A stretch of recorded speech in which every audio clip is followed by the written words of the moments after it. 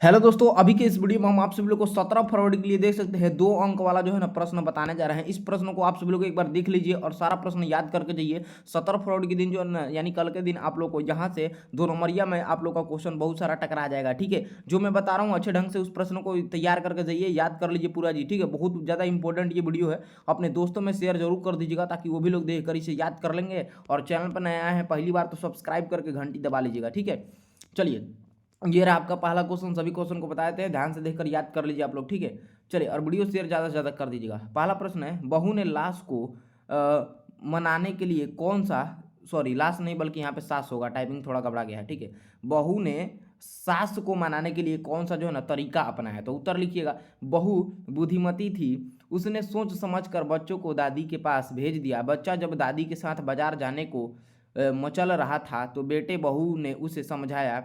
अपनी गलती भी उन्होंने स्वीकार की।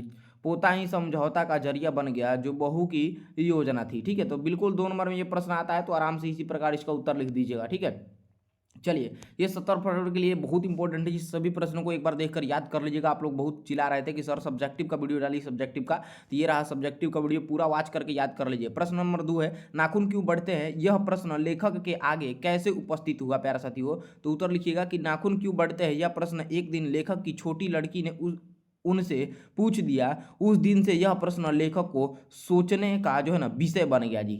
बिल्कुल ये इसका सटीक उत्तर हो जाएगा इस क्वेश्चन का। ठीक है, 2 नंबर में हर बार आता है एग्जाम में। ठीक है, और एक चीज़ आपको बहुत ही मतलब क्या बोले, मतलब बहुत ही आज एक आप लोग से दर्द वाला बात कहने जा रहे हैं। ठीक है, ये सैड न्यूज़ है आप लोग के लिए। ठीक है, जो आप लोग को व्हाट्सएप ग्रुप में जितने भी छात्र हमारे जुड़े थे, ठीक है, अब वो क्या हुआ है ना, मेरा व्हाट्सएप ग्रुप ही क्या हुआ है प्यारा साथियों, वो बैन कर दिया है गया है व्हाट्सएप की तरह। ठीक है, क्योंकि आजकल जो है ना क्या हो रहा है, व्हाट्सएप ग्रुप बैन होता जा रहा है, पता नहीं क्यों। मैं पता है क्या क्लास कराया कुछ देर पहले आप लोगों का हिंदी का, जिसमें 2.5 सब्जेक्ट ही पढ़ाया था। तो उसके बाद से एक बच्चा कॉल किया, हम बोले कि शाम को क्लास में मिलते हैं, क्लास चलेगा। ठीक है, तो एक बच्चा कॉल किया कि सर आपका जो है ना आप हमको व्हाट्सएप से क्यों निकाल दिए? तो हमने बोला ऐसा नहीं है बाबू। ठीक है, तो उसने बोला कि आप चेक कीजिए। तो मैंने जब चेक किया ना तो देखा कि सचमुच जो है ना मेरा व्हाट्सएप बैन कर दिया गया है। व्हाट्सएप ग्रुप मेरा बैन हो चुका था ऑटोमेटिक। ठीक है, पता नहीं क्यों, मुझे खुद समझ में नहीं आ रहा है। व्हाट्सएप को मैंने मेल किया है लेकिन वो पता नहीं, अब देखिए कब तक क्या होता है। ठीक है, नहीं हो पाएगा, इसलिए मैंने आप लोग को व्हाट्सएप चैनल बनाया है जी। व्हाट्सएप चैनल सबसे सेफ है। ठीक है, तो व्हाट्सएप चैनल में सभी बच्चे जल्दी से ज्वाइन हो जाइए। वीडियो को डिस्क्रिप्शन में लिंक दिए हैं, व्हाट्सएप चैनल से जुड़ जाएंगे सभी बच्चे, ताकि आपको पीडीएफ नोट्स भी आसानी से हम भेज पाएंगे, ताकि आप सभी को मिल जाए जी। ठीक है, तो आप अभी लोग जितने भी लोग वीडियो देख रहे हैं, ठीक है, व्हाट्सएप चैनल से फटाफट जुड़ जाइए आप लोग, वीडियो को डिस्क्रिप्शन में लिंक है। ठीक है, चलिए तीसरा नंबर ये रहा, बिरजू महाराज के जीवन में सबसे दुखद समय कब आया? प्यारा साथियों, उत्तर लिखिएगा कि जब महाराज जी के बाबूजी की मृत्यु हुई तब उनके लिए बहुत दुखदाई समय व्यतीत हुआ। घर में इतना भी पैसा नहीं था ना कि 10वां किया जा सके, यानी जो होता है ना कजिया लोग बोलते हैं, वो किया जा सके। इन्होंने 10 दिन के अंदर 2 प्रोग्राम किए। उन 2 प्रोग्राम से 500 रुपये जो है ना इकट्ठे हुए, तब 10वां और 13वीं की गई। ऐसी हालत में नाचना एवं पैसा इकट्ठा करना महाराज जी के जीवन में जो है ना सबसे दुखद समय आया जी। बिल्कुल याद कर लीजिए जी। अगला क्वेश्चन देखिएगा, ये रहा चौथा नंबर, बिरजू महाराज के गुरु कौन थे? उनका संक्षिप्त परिचय कीजिएगा। उत्तर लिखिए, बिरजू महाराज के गुरु उनके बाबूजी थे। वे अच्छे स्वभाव के जो थे, वे अपने दुख को व्यक्त नहीं करते थे। उन्हें कला से बेहद प्रेम था। जब बिरजू महाराज 9.5 साल के थे उसी समय बाबूजी की मृत्यु हो गई। महाराज जी को जो है ना तालीम बाबूजी ने ही दिया। ठीक है, तो प्यारा साथियों ये भी क्वेश्चन बहुत इंपॉर्टेंट है, हर एक क्वेश्चन याद कीजिए। जितना मैं आपको क्वेश्चन बता रहा हूँ ना सभी क्वेश्चन को याद करके जाइएगा जी। प्रश्न संख्या 5 है, अपने शब्दों में पहली बार दिखे बहादुर का वर्णन कीजिए। तो उत्तर लिखिएगा कि पहली बार दिखे बहादुर की उम्र 12-13 वर्ष की थी। उसका रंग गोरा, मुंह चपटा एवं शरीर ठीगना चकेट था। वह सफ़ेद नेकर आधी बाह की सफ़ेद कमीज और भूरे रंग का पुराना जूता पहना हुआ था जी। ठीक है, याद रखिएगा। नेक्स्ट क्वेश्चन ये रहा 6वां नंबर का है रहा है, परंपरा का ज्ञान किनके लिए सबसे ज़्यादा आवश्यक है और क्यों?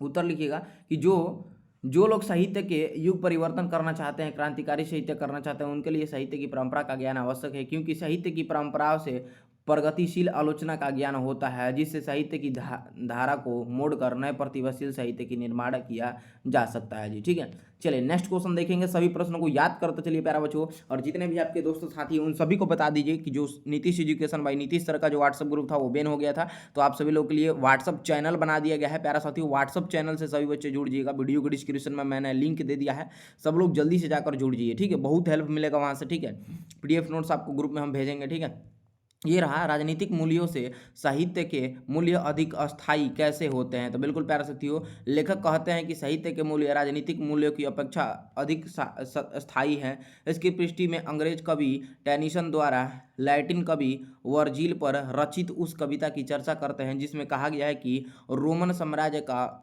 वैभव समाप्त तो हो गया, पर वर्जिल के काव्य सागर की ध्वनि तरंगे हमें आज भी सुनाई देती है और हृदय को आनंद विहल कर देती है। ठीक है जी, तो बिल्कुल इसे याद कर लीजिए 7 को। ठीक है, ये भी बहुत इंपॉर्टेंट है जी।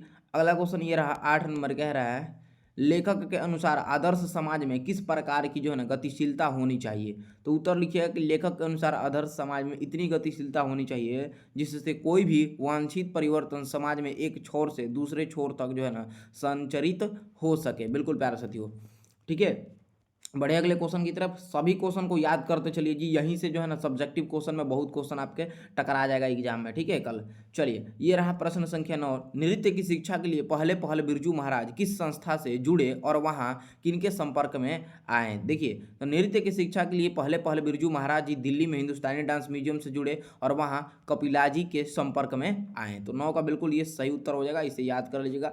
2 नंबर में यहाँ से प्रश्न आपके परीक्षा में बनने वाला है। ठीक है, चलिए अगला ये रहा क्वेश्चन आपका 10वां नंबर, कह रहा है कि बिरजू महाराज अपना सबसे बड़ा जज जो है ना अपनी अम्मा को क्यों मानते थे। अथवा में यही क्वेश्चन पलट के पूछता है कि बिरजू महाराज अपना सबसे बड़ा जज जो है ना किसको मानते थे, और जो इसी क्वेश्चन को पूछता है कि बिरजू महाराज अपना सबसे बड़ा जज अपनी माँ को आके क्यों मानते थे। उत्तर देखिएगा, उत्तर ये होगा आपका, चलिए देखिएगा समझिएगा। बिरजू महाराज अपना सबसे बड़ा जज अपनी अम्मा को मानते थे। जब वे नाचते थे और अम्मा देखती थी तब वे अम्मा से जो है ना अपनी कमी या अच्छाई के बारे में पूछा करते थे। उसने बाबूजी से तुलना करके इनमें निखार लाने का काम किया जी। ठीक है, चलिए लो नेक्स्ट क्वेश्चन ये रहा, मछली को जो है ना छूते हुए संतु क्यों हिचक रहा था। देखिए, संतु मछली को छूते हुए हिचक रहा था क्योंकि उसे डर था कि मछली काट लेगी। ठीक है, सिंपल सा आंसर है, लेकिन इसमें 2-3 लाइन और आपको बढ़ा देना है। ठीक है, जो भी पार्ट में है ना उस लाइन को थोड़ा सा ऐड कर देना है ताकि नंबर मिल जाए। मैंने सटीक उत्तर क्वेश्चन का लिख दिया है जी। ठीक है, चलिए अगला क्वेश्चन ये रहा 12 नंबर, डुमराव की महत्ता जो है ना किस कारण से है। प्यारा साथियों, डुमराव की महत्ता शहनाई के कारण है से है। प्रसिद्ध शहनाई वादक बिस्मिल्लाह खां का जन्म डुमराव में हुआ था। शहनाई बजाने के लिए जिस रीड का प्रयोग होता है जो एक विशेष प्रकार की घास नरकट से बनाई जाती है, उस डुमराव को सोन नदी के किनारे पाई जाती है। ठीक है, चलिए लो अगला क्वेश्चन ये देखिएगा 13 नंबर क्या है। सभी क्वेश्चन को याद करते चलिए, दबा के वीडियो को शेयर कीजिएगा ताकि सभी बच्चे देख पाएं। पहली बार चैनल पे आए हैं तो प्यारा बच्चों आपसे रिक्वेस्ट है चैनल को सब्सक्राइब करके साथ ही घंटी जरूर दबा लीजिएगा, यहाँ से बहुत ज़्यादा आपका हेल्प होगा। ठीक है, इस चैनल के माध्यम से सभी सब्जेक्ट में हम आपका हेल्प करने वाले हैं। ठीक है, तो आप सभी लोग चैनल को सब्सक्राइब कर लीजिए और हाँ व्हाट्सअप चैनल से जुड़ जाइएगा। व्हाट्सअप ग्रुप का नाम ही भूल जाइए आप लोग, क्योंकि व्हाट्सअप वाला बहुत ही ज़्यादा धोखाधड़ी हमारे साथ आज किया है। व्हाट्सअप भी मेरा बैन कर दिया है ऑटोमेटिक बिना कोई गलती के। ठीक है, तो आप सभी लोग जिसमें बताइए 1000 बच्चे जुड़ चुके थे। ठीक है, बताइए, और वो बैन कर दिया। ठीक है, बहुत मेरा जो है ना गुस्सा भी आ रहा है, लेकिन थोड़ा सा दर्द भी हो रहा है प्यारा साथियों, क्या ही कीजिएगा। 1000 बच्चे जोड़ना आसान नहीं ना होता है ग्रुप में, चलिए बहुत मेहनत लगता है। चलिए प्यारा बच्चों फिर से आप लोग जुड़ सकते हैं। आप लोग जो है ना आप लोग के लिए व्हाट्सअप चैनल बना दिया गया है, लिंक पे दबा के आप लोग जो है व्हाट्सअप चैनल को फॉलो करके जुड़ जाइए, उसमें PDF भेजेंगे, आराम से पढ़िएगा। ठीक है, चलिए ये रहा आपका अगला क्वेश्चन, शिक्षा का ध्येय गांधी जी क्या मानते थे और क्यों। उत्तर लिखिएगा, शिक्षा का ध्येय गांधी जी चरित्र निर्माण करना मानते थे।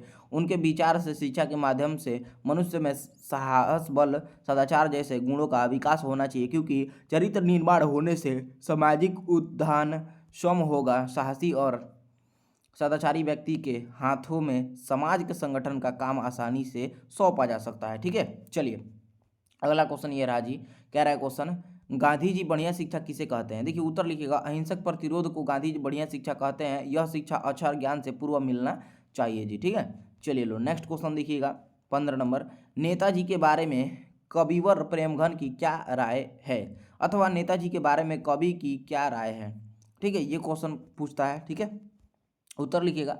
आज देश के नेता देश के मार्गदर्शन भी स्वदेशी वेशभूषा बोलचाल से परहेज करने लगे। अपने देश की सभ्यता संस्कृति को बढ़ावा देने के बजाय पाश्चात्य सभ्यता में स्वयं प्रभावित दिखते हैं। ठीक है, चलिए इसी प्रकार यह रहा नेक्स्ट क्वेश्चन जी। 5 नंबर वाला प्रश्न आपको बताने वाले हैं। मैंने 15 को क्वेश्चन आपको 2 नंबर ये बता दिया बहुत ही कम समय में। प्यारा साथियों, ज़्यादा से ज़्यादा वीडियो को शेयर कीजिएगा ताकि सभी बच्चे देख पाएंगे। ठीक है, और यहाँ पे अब आपको 5 नंबर या क्वेश्चन हम बता देते हैं। ठीक है, देखिएगा, लड़ जाएगा जी, जितना बताएंगे ना लड़ जाएगा क्वेश्चन। ठीक है, ये रहा 1 नंबर। मन पावन चित चोर पलट ओट नहीं करी सको की व्याख्या करें। ठीक है, चलिए व्याख्या करते हैं। उत्तर लिखिएगा। प्रस्तुत पंक्ति कृष्ण भक्त कवि रस खान द्वारा रचित हिंदी पाठ्य पुस्तक के प्रेम आईनी श्री राधिका पाठ से उद्दित है।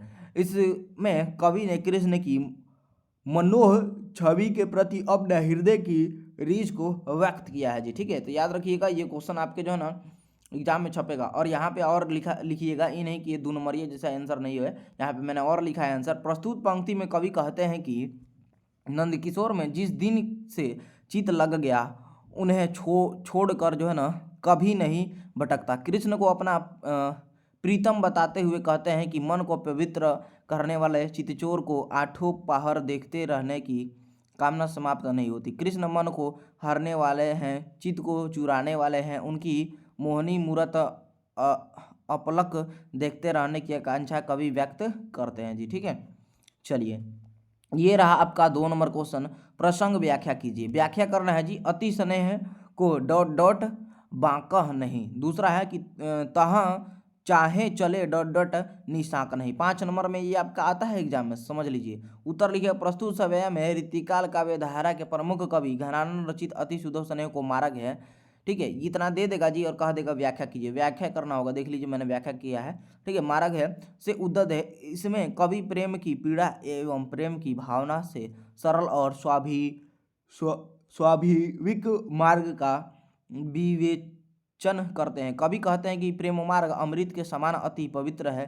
ठीक है, चलिए इस प्रेम रूपी मार्ग में चतुराई और टेढ़ापन अर्थात कपटशीलता का कोई स्थान नहीं है। इस प्रेम रूपी मार्ग में जो प्रेमी, प्यारा साथी, जो प्रेमी होते हैं ना, वे अनायास ही सत्य के रास्ते पर चलते हैं। ठीक है, एक एक पॉइंट को समझिएगा। 5 नंबर में आता है, पूरा लिखना होगा तभी मिलेगा। ठीक है, तथा उनके अंदर के अहंकार समाप्त हो जाते हैं। ठीक है, यह प्रेम रूपी मार्ग इतना पवित्र है कि इस पर चलने वाले प्रेम के हज में लेस मात्र भी झिझक कपट और शंका नहीं रहती। वह कपटी जो निशंक नहीं है इस मार्ग पर नहीं चल सकता। ठीक है, थोड़ा सा लंबा क्वेश्चन जाएगा, लेकिन पूरा इस क्वेश्चन का जो है ना आप व्याख्या कीजिएगा। ये जो क्वेश्चन दिया है, ठीक है, इसी प्रकार से आपको जो बुक का पॉइंट दे देगा और कहेगा व्याख्या कीजिए। तो आप पढ़े रहिएगा पाठ को तो आराम से व्याख्या कर पाइएगा। बट ये क्वेश्चन आता है इसलिए मैंने इसको बता दिया। ठीक है, चलिए तो यहाँ पे मैंने जो है ना 5 नंबरिया में 2 क्वेश्चन बता दिया हूँ, 15 को 2 नंबरिया में। तो इस क्वेश्चन को जो है ना एकदम अच्छी ढंग से याद कर लीजिएगा, तैयार कर जाइएगा। यहाँ से कुछ क्वेश्चन आपके परीक्षा में जो है ना देखने को मिलेगा कल 17 फरवरी को। ठीक है, इस वीडियो को फैला दीजिए अपने दोस्तों में, सबको शेयर कर दीजिए। इसका PDF जिनको चाहिए, ठीक है, हम व्हाट्सअप चैनल में भेज दे रहे हैं, वहाँ से डाउनलोड करके पढ़ लीजिएगा। वीडियो को डिस्क्रिप्शन में लिंक दिए हैं, सभी छात्र जल्दी से जाकर ज्वाइन कर लीजिए तो फटाफट। ठीक है, आपको PDF मिल जाएगा। चैनल पर पहली बार आए सब्सक्राइब जरूर कर लीजिए मेरे भाई बहन जी, आपको बहुत हेल्प यहाँ से मिलेगा। ठीक है, धन्यवाद।